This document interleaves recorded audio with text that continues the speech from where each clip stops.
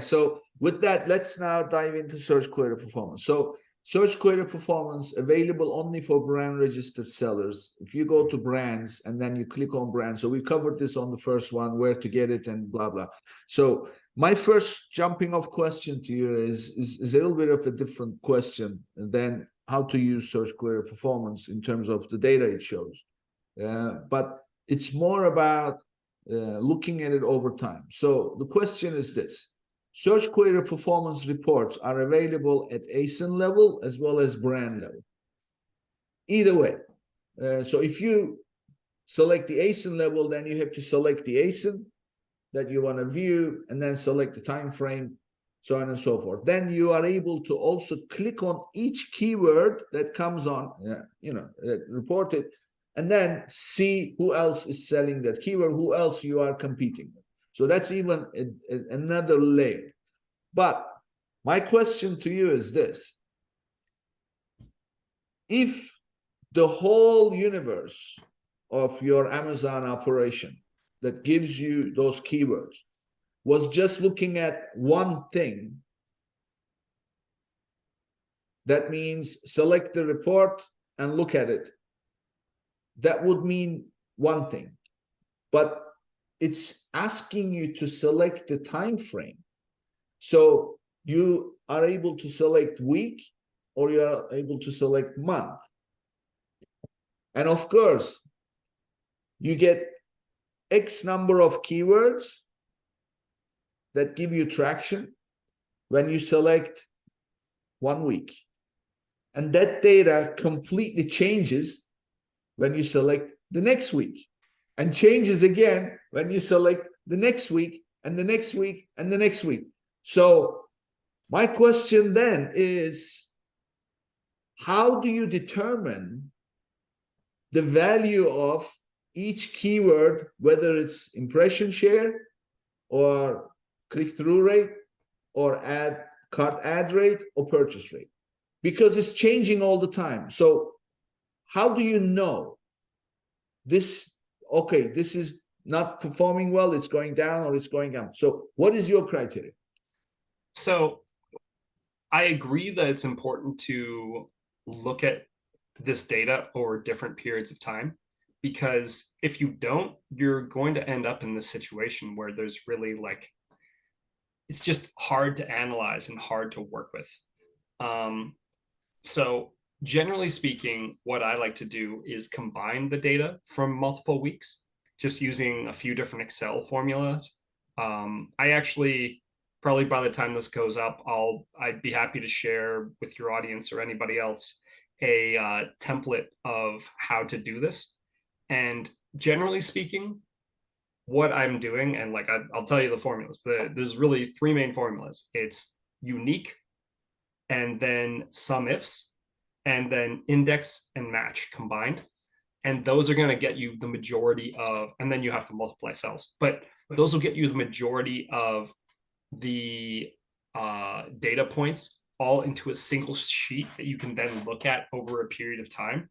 And that can be really, really helpful, because what you can do is you can make graphs, you could plug it into a business intelligence tool like Google Data Studio or Google Looker Studio. I guess this is a new name. But the general idea behind it, and to answer your question more specifically, which column, what's my criteria? I'm generally most interested in search volume, clicks, and then purchases. And I'm interested in both the collective market and then also the brand share, or brand count, I suppose. I'm not as interested in the share. That's more of a secondary metric. But really what I'm looking at on a per keyword basis is, what's the search volume for that keyword? What are the clicks? And then what are the purchases on those keywords? And just looking for trends, looking for opportunities. And then there's obviously the opportunity, we'll get into this in a bit, of combining it with some of the other report types. Like, for example, combining this with the Amazon top search terms to find out your competitors' information, and then take it a step further and throw your own PPC information in there. Like, there's a lot of stuff you can do with this stuff. And all you need is some basic Excel formulas. but it all starts from blocking and tackling, from all the basic stuff. And the basic stuff is, does this keyword have a lot of demand? Are there a lot of clicks on this keyword? And then are there a lot of sales on this keyword? Because we don't care if there's a lot of searches, but not a lot of sales. So you definitely have to keep track of those different things before deciding on, well, this is going to be my new target keyword, or this is the keyword I'm going to double my budget on, or something like that. So that's the way that I like to think through it when at least initially looking at the search query performance. Does that answer your question? Not fully. So Okay. so I give you a very, if you like, an isolated example so that we are able to get into what I was trying to get at. So let's assume that we're tracking the search volume. Okay, so it's one of the data points that is valuable and we're interested and we want to check. So, and let's say that we're selling one single ASIN. And then let's say that we have one keyword. That's it, one keyword. So when we go to search query performance, and then let's say that we are also going to look at this at ASIN level. Frankly, since we're selling only one single ASIN, brand view, ASIN view, it doesn't matter anyway. But we're looking at it at ASIN level. So we're going to select. It's we just launched and it's been 4 weeks. So we have 4 weeks of data.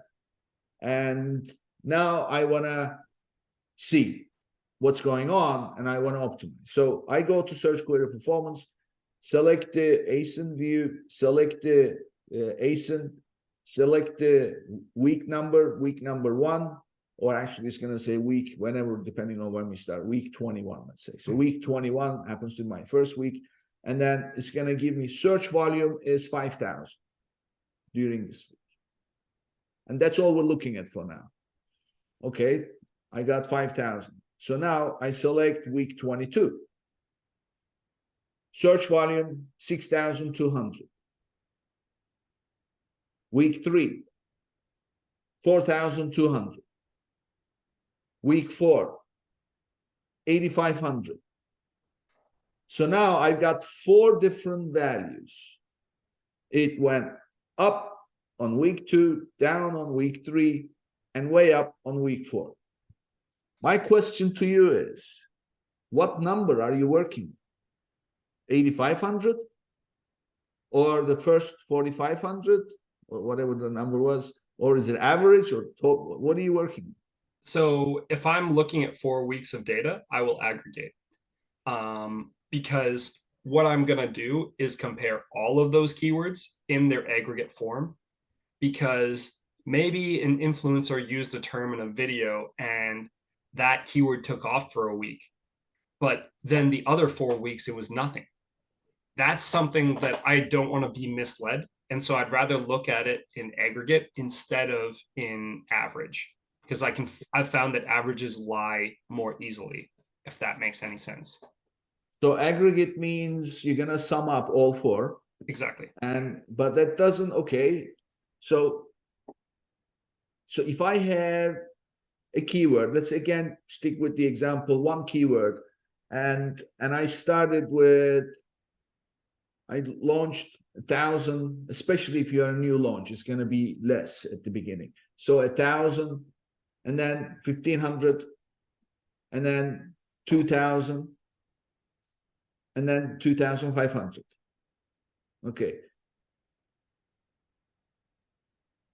6,500 searches.